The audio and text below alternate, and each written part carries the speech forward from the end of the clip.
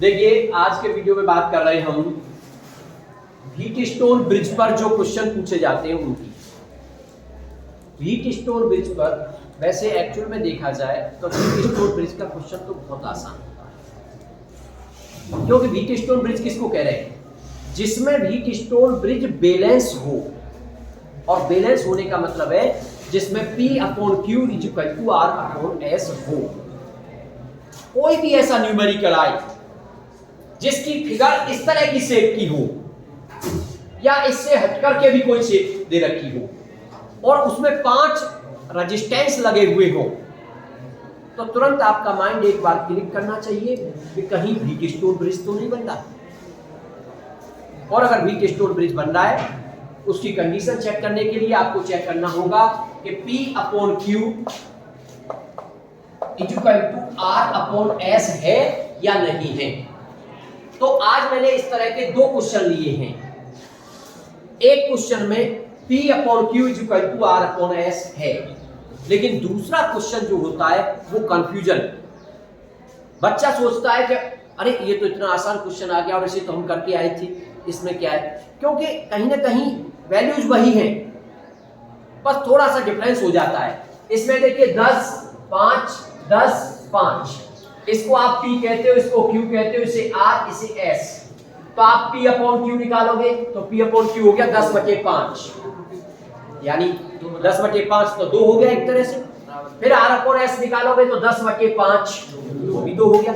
इसका मतलब पहले वाले फिगर में आप कह सकते हो P/Q = R/S, यानी पहला वाला जो फिगर है इसमें इसे आप कह सकते हैं कि यहां पर व्हीटस्टोन ब्रिज आपका बैलेंस हो रहा है। और ये क्वेश्चन अगर आ जाए और आपसे पूछे कि इसका तुल्य प्रतिरोध बताइए, आपसे पूछे कि इस परिपथ में धारा बताइए। अब धारा में भी कई बातें आ जाती हैं कि सेल से चलने वाली कुल धारा को बताओ। जैसे कुल धारा आपने दिखा दी यहां पे I, या फिर आपने इधर मान लिया I1 और इधर मान लिया I2। आपसे पूछने लग गया कि हर एक प्रतिरोध में धारा बताइए। जितने भी प्रतिरोध है ना, कितने प्रतिरोध लगे हुए हैं? 6। भाई 5 तो हमारे ये हो गए और 6वां ये हो गया। 6 प्रतिरोध लगे हुए हैं। किसी भी प्रतिरोध में विद्युत धारा पूछ सकता है आपसे, या सभी में पूछ सकता है, और या तुल्य प्रतिरोध का मान पूछ सकता है, या फिर तुल्य धारा का मान पूछ सकता है। तो क्वेश्चन इस तरह से आ सकता है। लेकिन अगर क्वेश्चन वास्तव में व्हीटस्टोन ब्रिज का है तो बहुत आसान, फिर कोई प्रॉब्लम नहीं है। तो उसी तरह से मैं पहले वाले क्वेश्चन को आपको सॉल्व करके दिखाता हूं। तो जैसे ही आपको पता चल जाएगा, जैसे ही आप फिगर को देखेंगे और आपको लगे कि भाई इस तरह की फिगर बनी हुई है, तो तुरंत आपका माइंड क्लिक करना चाहिए कि व्हीटस्टोन ब्रिज है या नहीं है। और फिर तुम उसमें चेक कर लोगे कि P/Q = R/S, यानी यहां तो क्या दिख रहा है आपको कि 10/5 = 10/5। इसका मतलब आप कह सकते हैं कि साहब व्हीटस्टोन ब्रिज बन रहा है। और जब व्हीटस्टोन ब्रिज होता है वो भी बैलेंस, तो आप सीधे कह देते हैं कि गैल्वेनोमीटर यहां लगा होता था व्हीटस्टोन ब्रिज में और उसमें कोई विद्युत धारा प्रवाहित नहीं होती थी। ये बात आप जानते थे। इसका मतलब अगर P/Q = R/S है तो इस वाले वायर में आने वाली जो विद्युत धारा होगी I, मान लो मैं I1 I2 इसको कह दिया तो इसे I3 मान लेता हूं, तो I3 की वैल्यू 0 होगी, यानी इसमें कोई धारा प्रवाहित, और जिसमें कोई धारा प्रवाहित न हो उसको सर्किट से हटा दो। यानी ये मान लीजिए ये आपके परिपथ से हट गया, अब ये आपके सर्किट में नहीं लगा हुआ है। जब ये यहां से हट जाएगा तो सिचुएशन क्या बनेगी? अब आप देखेंगे कि यहां से करंट गई ऐसे करके, तो ये करंट I1 आपकी उधर ही चली गई, I1 और यहां तक। इसका मतलब दोनों प्रतिरोध आपस में कैसे क्रम में हो गए? श्रेणी क्रम में, क्योंकि विद्युत धारा एक जैसी है। और वायर, आप ब्रेक मत मानो उस वायर को, क्योंकि जब उसमें से धारा नहीं जा रही है कहीं भी, तो आप उसको एक ही वायर मान करके चलिए। इसका मतलब ये दोनों प्रतिरोध आपके श्रेणी क्रम में हो गए। और श्रेणी क्रम में आप जानते हैं सीधे सीधे जुड़ जाते हैं, R = R1 + R2, तो 10 और 5 15। ऐसे नीचे की तरफ देखोगे तो यहां से ऐसे करके तो 10 और 5। इसका मतलब अगर इसका इक्विवेलेंट फिगर बनाओगे तो ऊपर वाले दोनों प्रतिरोधों की जगह पे एक प्रतिरोध और नीचे वाले दोनों की जगह पर भी एक प्रतिरोध, और ये आपस में जुड़े हुए हैं। नीचे की तरफ एक प्रतिरोध लगा हुआ है, साथ में बैटरी लगी हुई है। बस ये सिचुएशन बची आपकी।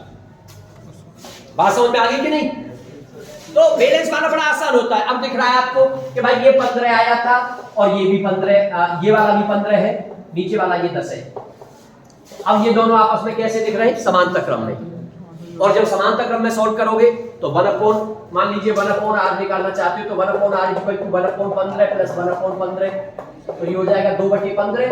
लेकिन 1/r की वैल्यू है तो r की वैल्यू हो जाएगी 15/2। 15/2 रहने दो या 7.5 कर लो, उससे कोई फर्क नहीं पड़ता है, सही है ना। तो मान लीजिए आपने 7.5 कर दिया तो ये 7.5 ओम आ गया।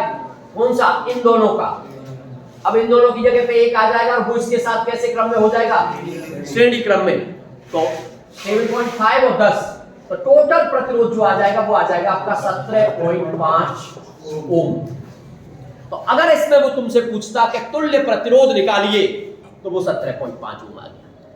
अगर वो पूछे कि टोटल विद्युत धारा कितनी प्रवाहित होगी, टोटल विद्युत धारा का मतलब ये जो I है, तो I इक्वल टू हो जाएगा V/R, और V की वैल्यू 10 है तो 10/17.5 एम्पियर।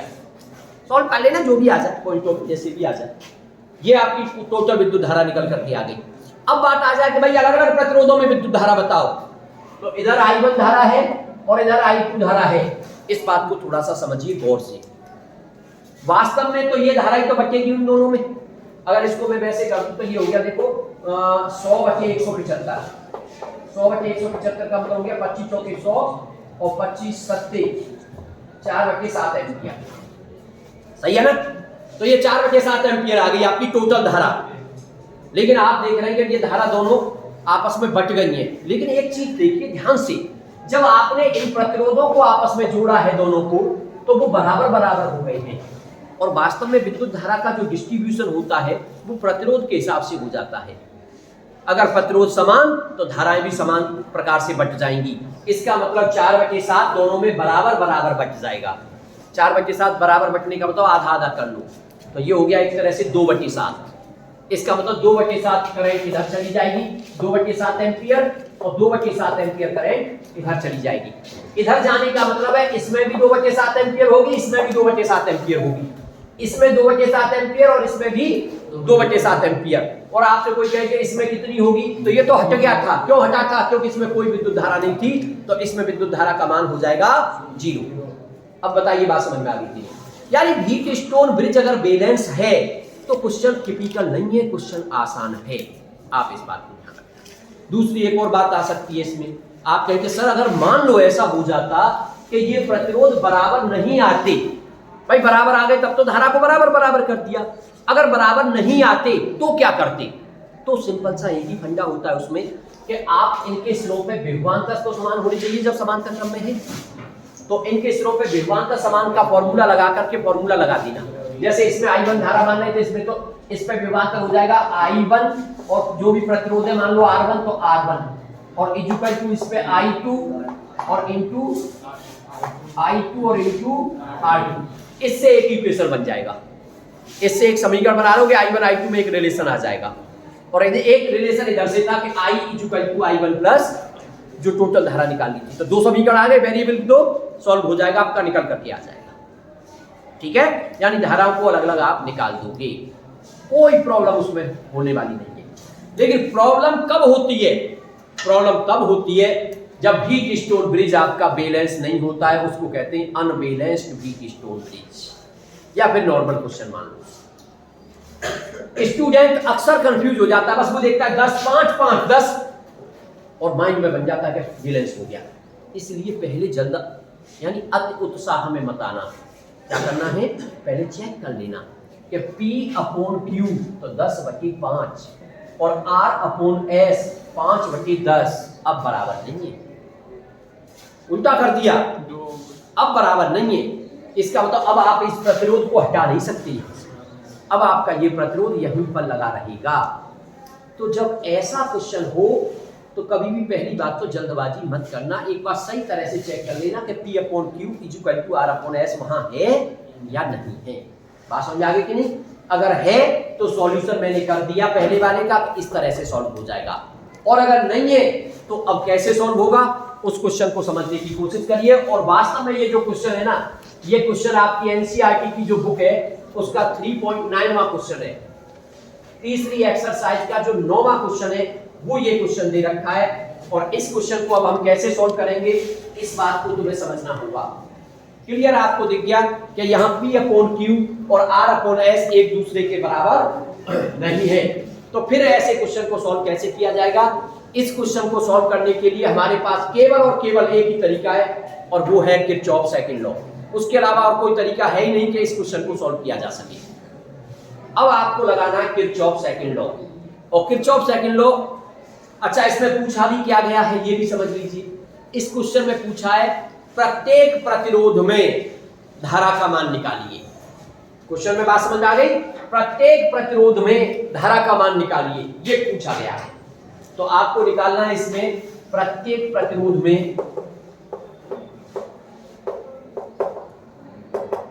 में धारा, ये आपको ज्ञात करना है।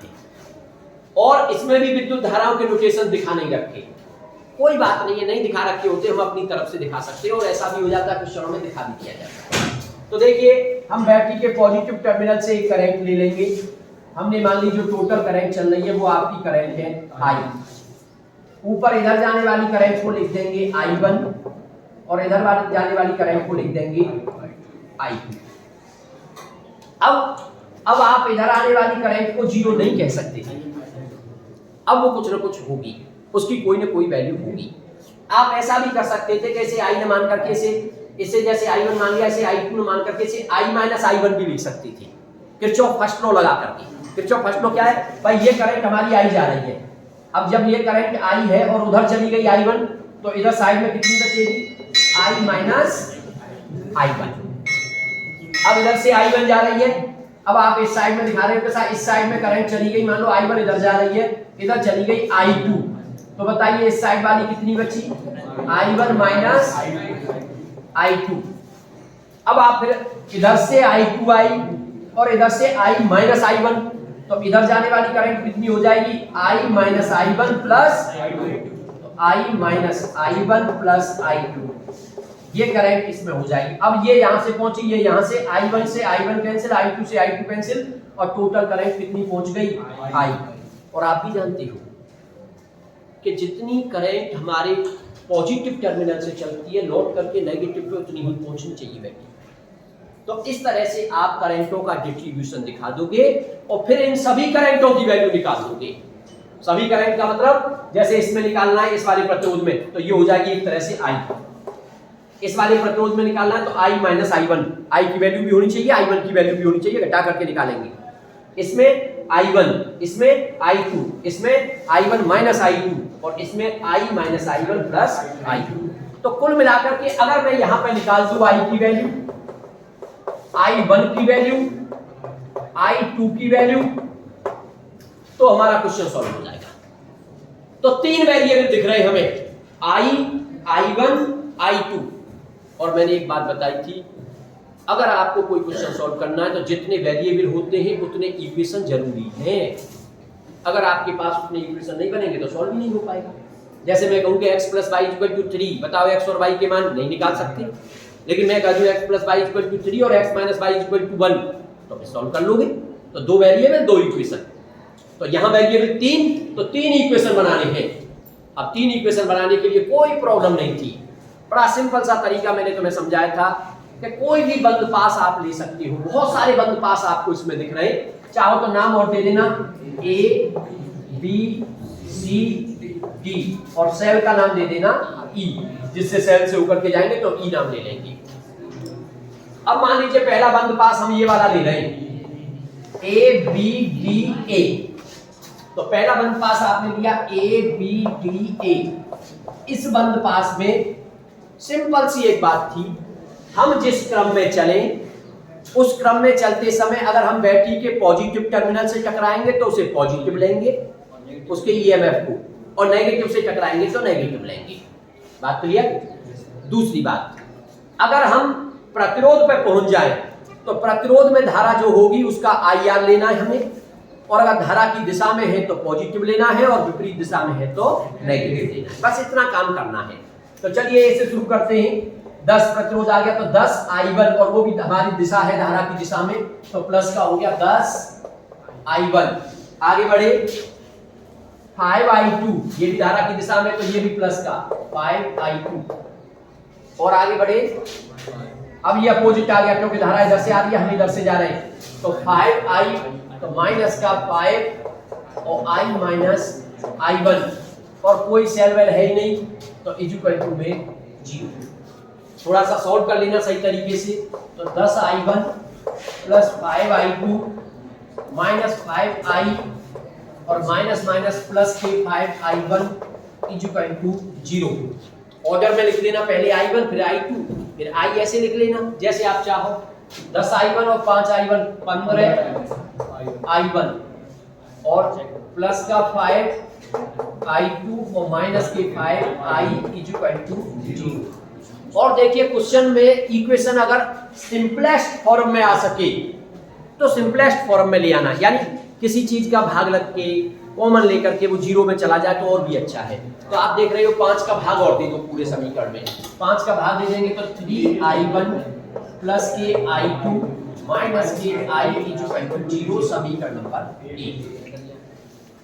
इस क्वेश्चन को सॉल्व करने के लिए मुझे 3 समीकरणों की जरूरत पड़ेगी और एक समीकरण मैंने बना लिया। देखिए घबराने की बिल्कुल जरूरत नहीं है, थोड़ा सा लंबा होता है प्रोसेस, लेकिन आप सिस्टम से चलें, स्टेप टू स्टेप चलें और फिर एलिमिनेशन मेथड से वेरिएबल्स को हटाना शुरू करते चले जाएं।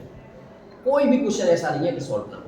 चलिए अगला एक काम करते हैं, इस वाले बंद पास को ले लेते हैं अपनी बात। इस वाले बंद पास को लेते हैं, यानी बी सी डी बी। इस वाले बंद पास में आप चलेंगे जब यहां से, तो आप धारा की दिशा में जा रहे हैं, इसका मतलब 5i1 माइनस i2, तो 5i1 माइनस i2। आगे बढ़ेंगे, ये अब देखो धारा के विपरीत जा रहे हैं, इसका मतलब माइनस के 10, लेकिन i minus i1 plus i2। अब फिर ये भी धारा के अपोजिट हो गया, विद्युत धारा उधर से आ रही है, हम इधर से जा रहे हैं, तो माइनस के 5i2 इक्वल टू 0। कभी कभी हमारी मेहनत बेकार भी हो जाती है, मैंने वो बताया था आपको। कभी कभी ऐसा होता है कि हम तो समझ रहे हैं 2 समीकरण आ रहे हैं, लेकिन 2 जगह से सॉल्व करके लाए और समीकरण एक जैसे ही आ गए, तो फिर उसको 2 थोड़ी माना जाएगा। भाई x plus y equal to 3 आ गया एक समीकरण, दूसरा भी x plus y equal to 3 आ गया, अब उसको 2 थोड़ी कहोगे, वो तो एक ही समीकरण है। तो परेशान होने की जरूरत नहीं है, हमारे पास ऑप्शन बहुत होते हैं, हम बहुत इक्वेशन बना सकते हैं यहाँ से। जब तक 3 इक्वेशन अलग अलग ना हो जाए, अलग अलग तरह के 3 इक्वेशन ना आ जाए, तब जब तक हमको बंद नहीं होना है और काम को करते रहना है, ठीक है। चलिए खैर पहले सॉल्व करते हैं। तो देखिए मल्टीप्लाई करेंगे तो 5i1 माइनस के 5i2 माइनस के 10i। वैसे हम चाहते तो एक काम कर देते, पहले ही 5 का भाग पहले ही दे दो, सही है ना, 5 का भाग पहले ही दे देते, तो ये 5, तो इसमें बचेगा i1 माइनस i2 और यहाँ 2 बचेगा, तो माइनस के 2 का मल्टीप्लाई करूंगा तो माइनस के 2i minus minus plus 2i1 और ये माइनस 2i2 और ये माइनस का i2 equal to 0। Simplest form में ले आए उसको। अब सही करिए भाई, i1 ढूंढो कहाँ है, i1 तो 2 और 1 3, तो 3i1। अब i2 देखो 1 2, तो 2 और 1 3 और 1 4, माइनस के ना सब, तो माइनस के 4i2। और अब i देखो माइनस का 2i और इक्वल टू 0, समीकरण नंबर 2। और हमें दिखती रहा है दोनों अलग अलग, कोई परेशानी नहीं है, सही है। एक और समीकरण लाना है, एक समीकरण कोशिश ये किया करो कि सेल से होते हुए जाएं, हालांकि ऑप्शन बहुत है। देखिए एक ये बाहर बाहर, एक सेल को लेते हुए नीचे होकर के, एक सेल को लेकर के ऊपर होते हुए, एक सेल को लेते हुए ऐसे घूमते हुए, समीकरण बहुत बना सकते हैं, कोई कमी नहीं है समीकरण बनाने की, ठीक है ना। तो जब भी आपको लगे कि हम भाई परेशान हो रहे हैं, इक्वेशन जो लेके आए थे वो तो एक जैसे आ गए, कोई बात नहीं है, आगे से कोई दूसरा पार्ट चूज कर लो और फिर से समीकरण लिया, थोड़ा सा 1-2 मिनट टाइम ही तो लग जाएगा, सही है। तो एक समीकरण कोशिश किया करो कि सेल को लेते हुए ले ले, तो सेल को लेते हुए लोगे आप, मान लीजिए ऐसे करके, चलो नीचे नीचे, चलो ऊपर ऊपर लेते हैं, नीचे में ये 2-3 का झंझट है, ऊपर ऊपर से काम कर लेते हैं। तो ये हो जाएगा ए बी सी और ई ए। अब इसको लेकर के चलते हैं, ए बी सी ई ए, इसमें आप बात कर रहे हैं। तो ए से चले तो 10i1 5 i1 माइनस i2। अब देखो मैंने कहा था अगर सेल के नेगेटिव डंडे से टकराए जाकर के तो माइनस में लेना है उसका ईएमएफ, और पॉजिटिव से टकराए तो प्लस में लेना है। तो हम सेल के नेगेटिव टर्मिनल से टकरा गए तो माइनस का 10। अब आगे बढ़े, फिर प्रतिरोध आ गया और विद्युत धारा इधर ही जा रही है, यानी हम धारा की दिशा में हैं। तो प्लस का कितना है 10 और i, तो प्लस का 10 i और E2 में 0। इसको भी सिंपल करने की कोशिश करो तो 5 का इसमें भी चला जाएगा। चलिए 5 का भाग दे देते तो ये हो गया 2i1 प्लस का i1 माइनस का i2। एक काम करते हैं, ये माइनस का 2 आएगा लेकिन उसको मैं साथ ही साथ उस साइड में और ले जाता हूँ, सही है ना। वेरिएबल एक तरफ और कांस्टेंट एक तरफ, तो 2 को उधर पहुंचा दिया और प्लस का 2i। अब थोड़ा सा हिसाब किताब और कर लीजिए भाई, 2 और 1 3, तो 3i1 माइनस के और प्लस के और समीकरण नंबर 3। चेक कर लो भाई कहीं एक जैसा तो नहीं आ गया, कोई एक जैसा नहीं है, ठीक है काम चल जाएगा सॉल्व करके। एक और परेशानी हो जाती है कभी कभी, एक आध क्वेश्चन में ऐसी परेशानी आई है इसलिए बता रहा हूं आपको। परेशानी क्या होती है, जैसे अब हमारे ये 3 इक्वेशन आ गई, वास्तव में देखो सॉल्व करने का तरीका क्या होगा कि इन तीनों में से पहले कोई 2 इक्वेशन ले लो और एक वेरिएबल को एलिमिनेट कर दो। एलिमिनेट करने का मतलब उसको काट लो आपस में। मान लो इसमें से हम i2 को काटना चाहते हैं, तो दोनों में से i2 कट जाएगा तो केवल i1 और i बचेगा। आपका मन कर रहा है कि नहीं सर हम तो i को काटेंगे, तो i को काट लो, चलो तो i को दोनों में से काट लेंगे, कैंसिल आउट कर देंगे, तो i1 और i2 बचेंगे। तो i1 और i2 में एक इक्वेशन आ जाएगा। फिर क्या कर रहे हैं, ये और ये लेके सॉल्व किया। अब की बार इसको और इसको लेके सॉल्व कर लो। अब इसे और इसे लेके सॉल्व करेंगे, फिर भी आप i को ही काटना, क्योंकि हम एक ही वेरिएबल को एलिमिनेट करना चाहते हैं, नहीं तो क्वेश्चन सॉल्व ही नहीं होगा फिर। तो जब इन दोनों को सॉल्व करो तब भी मान लो i को हटा रहे हैं, और जब इसको और इसको सॉल्व करो तब भी i को ही हटाओ, या फिर i2 को हटा रहे हैं तो फिर भी i2 को हटाओ। तो उससे क्या होगा, इन दोनों से एक इक्वेशन आएगा i1 और i2 में, और फिर इन दोनों से भी एक इक्वेशन आएगा i1 और i2 में, यानी 2 इक्वेशन आ जाएंगे और वेरिएबल केवल 2 बचेंगे, i1 और फिर हम उसको सॉल्व कर देते हैं। लेकिन कभी कभी क्या होता है कि जब आप इसको और इसको लेकर सॉल्व करोगे तो एक इक्वेशन आ गया i1 i2, और फिर आपने इसको और इसको लेकर के सॉल्व किया तो एक और इक्वेशन आ गया, लेकिन वो दोनों इक्वेशन एक जैसे आ जाते हैं, तो अब उनको अलग अलग नहीं कह सकते। तो परेशान मत होना, परेशान होने की जरूरत नहीं है। क्यों? क्योंकि इसे और इसे लेके सॉल्व किया एक आ गया, इसे और इसे लेके सॉल्व किया फिर से वही उसी तरह का आ गया। कोई बात नहीं, अब की बार एक काम करना, इसको और इसको लेके कर लेना, समझ गए ना। परेशान होने की जरूरत नहीं है, उसको छोड़ देना। अब इसको और इसको लेके कर लेना, और तुम कहोगे सर अब भी आ जाए तो कोई बात नहीं, फिर एक नया इक्वेशन बना लेना नीचे की तरफ से लेकर और उसके साथ सॉल्व कर लेना। हालांकि ऐसा होता नहीं है कि 2-4 बार आ जाए, कभी कभी एक आध बार ऐसा हो जाता है कि 2 इक्वेशन एक जैसे आ जाए। तो परेशान होने की बजाय एक दूसरे इक्वेशन के साथ उसको लेके सॉल्व कर लीजिए या एक नया इक्वेशन बना लीजिए, ठीक है। चलिए अब पहला काम हम ये करते हैं भाई, इन दोनों में से i को एलिमिनेट करना है। i को एलिमिनेट करने के लिए देखो यहां तो माइनस का i है, यहां माइनस का 2i है, इसका मतलब इसमें 2 का मल्टीप्लाई कर लूं और इसमें से एक में से दूसरे को घटा दूं तो काम चल जाएगा। अच्छा आपके दिमाग में ये आएगा सर इसमें 3i1 है और यहां भी 3i1 है, तो क्यों ना i1 को ही हटा दिया जाए, ये भी कोई बुराई नहीं है, इसमें ऐसा भी कर सकते हो। अब इसमें से इसे माइनस करोगे तो सीधे सीधे i1 हट जाएगा, ये काम भी कर सकते हो, कोई प्रॉब्लम नहीं। ये तो आपका माइंड वहां जैसे जैसे आपने 10th में इक्वेशन सॉल्व किए थे, आपका माइंड जैसा काम करता हुआ देखे तुम्हें वैसे काम करो, कोई परेशानी नहीं है। बस इतना ध्यान रखना, जिस वेरिएबल को एलिमिनेट कर रहे हो हर बार उसी वेरिएबल को एलिमिनेट करना। 2 इक्वेशन बनाओ तो दोनों इक्वेशनों में वो वेरिएबल नहीं आना चाहिए। जैसे हम इससे और इससे i1 को हटा रहे हैं, तो जब इसे और इसे सॉल्व करें तब भी i1 को ही हटाना, नहीं तो फिर इक्वेशन एक जैसे नहीं आएंगे और फिर सॉल्व नहीं हो पाएंगे।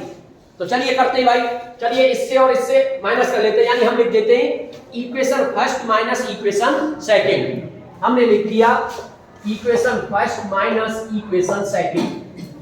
और थोड़ा डायरेक्ट कर रहे हैं।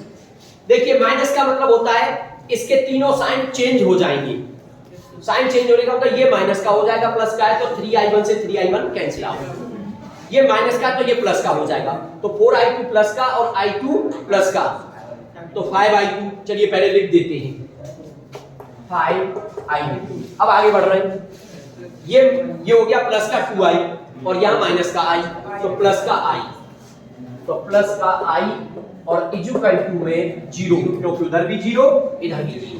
ये आ गया समीकरण नंबर 4। अब हमें एक और समीकरण लाना है जो किसमें हो, i2 और i में, और उसके लिए फिर से देखो भाई किस किस को सॉल्व कर दूं, या तो इसे और इसे सॉल्व करना या फिर इसे और इसे सॉल्व करना। अब इसमें भी 3i1 उसमें भी 3i1, यानी यहां भी कैंसिल आउट हो सकता है, और इसमें भी 3i1 यानी यहां भी कैंसिल आउट हो सकता है। तो जिससे चाहो उससे सॉल्व कर लो। मान लीजिए मैं अब की बात समीकरण 2 और समीकरण किसको लेना हो, 3 को ले रहा हूं, सही है। तो ऐसा करते हैं समीकरण 3 में से समीकरण 2 को घटा देते हैं। अब की बार हमने लिख दिया इक्वेशन 3 माइनस इक्वेशन 2, दूसरे वाले घटाओ बेटा 3i1 में से। अब ये फिर माइनस का हो गया, कट गया। अब इसमें से इसे घटाओगे तो ये प्लस का हो गया, तो प्लस का 4i2 और वो माइनस का है, तो प्लस के 3i2 बचेंगे। अब की बात तो 3i2 प्लस की, अब ये प्लस का हो गया, उधर 2i2 किसका है, प्लस का है, देखो प्लस का है, 2i2 प्लस का है, और ये भी प्लस का हो गया, तो 2 और 2 4, तो प्लस का हो गया 4i और इक्वल टू में आप किसमें से 3 में से ही तो माइनस कर रहे हो उसे, तो उसमें 2 है और यहां 0 है, तो इक्वल टू में आ गया 2। समीकरण नंबर 5। तो जरूरी क्या था, हमें समस्या आई नहीं, क्योंकि दोनों इक्वेशन हमारे अलग अलग आ गए। अब तो कोई बात ही नहीं है, सॉल्व हो जाएगा आसानी से, सही है ना। लेकिन अगर ये दोनों इक्वेशन एक जैसे आ जाते तो परेशानी थी, फिर क्या करना पड़ता, जैसे हमने इसमें से ये घटाया तो एक बार इसमें से इसे घटा के देख लेते, तो नया इक्वेशन आ जाता, फिर इसको सॉल्व कर लेते। चलिए खैर अब इनको सॉल्व करना है भाई। अब सॉल्व करने के लिए अगर i2 को सेम करोगे तो इसमें तो करना पड़ेगा 3 का मल्टीप्लाई और इसमें करना पड़ेगा 5 का मल्टीप्लाई। तो बेटर तरीका क्या है कि इसमें 4 का मल्टीप्लाई करके सॉल्व कर दिया जाए, या एक और तरीका होता है, ये तो हो गया वैसे सॉल्व करना, एक ये भी होता है जैसे इसमें 0 है तो यहां से i की वैल्यू निकालूंगा तो i की वैल्यू हो जाएगी माइनस के 5i2, और i की जगह यहां माइनस के 5i2 लगा दूं, काम खत्म हो जाएगा उससे। तो समीकरण 3 4 से हमने i को निकाला तो i की वैल्यू आ गई माइनस के 5i2, और ये वैल्यू यहां पुट कर देते हैं, ठीक है ना। तो ये हो गया 3i2 प्लस का 4 और i की जगह पे आ गया माइनस का 5i2 equal to 2। 3i2 minus के 5 20i2 इक्वल टू 2, और 3 चले गए तो उसमें से 17, तो माइनस के 17i2 इक्वल टू 2, और i2 की वैल्यू निकल के आ गई 2/17, लेकिन माइनस का। मैंने एक बात बताई थी आपको उस दिन जब मैं पढ़ा रहा था किरचॉफ्स लॉ में, कभी कभी क्या होता है, कभी कभी ऐसा हो जाता है। देखिए 2 तरह के क्वेश्चन आते हैं, क्या उनमें विद्युत धारा दिखा रखी होती है, और कभी कभी नहीं दिखा रखी होती तो हम दिखा देते हैं, जैसे कि मैंने यहां विद्युत धारा मान ली, और जब आप सॉल्व करोगे तो धारा का मान माइनस में आ जाएगा। तो परेशान मत होना, धारा का मान माइनस में आना ये बता रहा है कि हमने धारा को जिस दिशा में मान लिया है वास्तव में विद्युत धारा उस दिशा में नहीं जा रही है।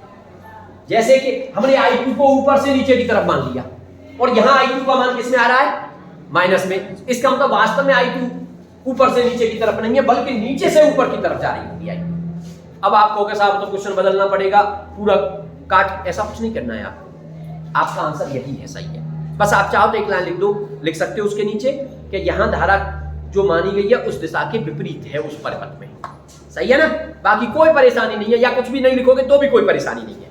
चलिए कोई बात नहीं, i2 का मान आ गया, i का मान बताओ भाई, i का मान कितना है, i इक्वल टू है माइनस के 5i2, और i2 की वैल्यू आई है माइनस के 2/17, माइनस माइनस प्लस हो गया, ये हो गया 10/17। ये आपकी i की वैल्यू आ गई सर, i की वैल्यू आ गई 10/17। अब क्या चाहिए, i1। अब i और i2 दोनों को उठा करके किसी भी इक्वेशन में पुट कर दो, इसमें इसमें इसमें जहां आपका मन करे i1 निकल करके आ जाएगा। तो अब हम समीकरण 1 में रख रहे हैं, तो 3i1 प्लस i2, अब i2 की वैल्यू कितनी आई थी, माइनस के 2/17, तो माइनस के 2/17, और माइनस के आई, और आई की वैल्यू कितनी है माइनस के 10 बटे और इक्वल टू 0। तो देखिए माइनस के 2/17 और माइनस के 10/17 आपस में हो गए, तो माइनस के 12/17 और उधर जाकर हो जाएंगे प्लस के। तो ये हो गया 3i1 इक्वल टू 12/17 और i1 की वैल्यू हो जाएगी 3 चौक 12, 4 बार कट जाएगा तो 4/। अब बताइए सब i1 i2 और i तीनों निकल के आ गए। हालांकि ये आंसर नहीं है, क्योंकि उसने ये नहीं पूछा था कि i1 i2 और i के मान बताइए, बल्कि उसने कहा था कि हर ब्रांच में, हर प्रतिरोध में धारा का मान बताओ। तो आप फिर कहोगे, जैसे तुमने मान लिया कि 10 ओम, क्या इस 10 ओम में कितनी है i, तो i का मान बता दोगे कि 10/17 है, यानी इसमें बता दोगे 10/17। अब इसमें आओगे ये वाला 10 ओम, चाहो तो नाम ले सकते हो कि ए बी वाली ब्रांच में, कि ए बी वाली ब्रांच में इसमें कितनी है i1, तो i1 का मान बता देना कितना आया है 4/17। इसमें i2 माइनस के 2/17।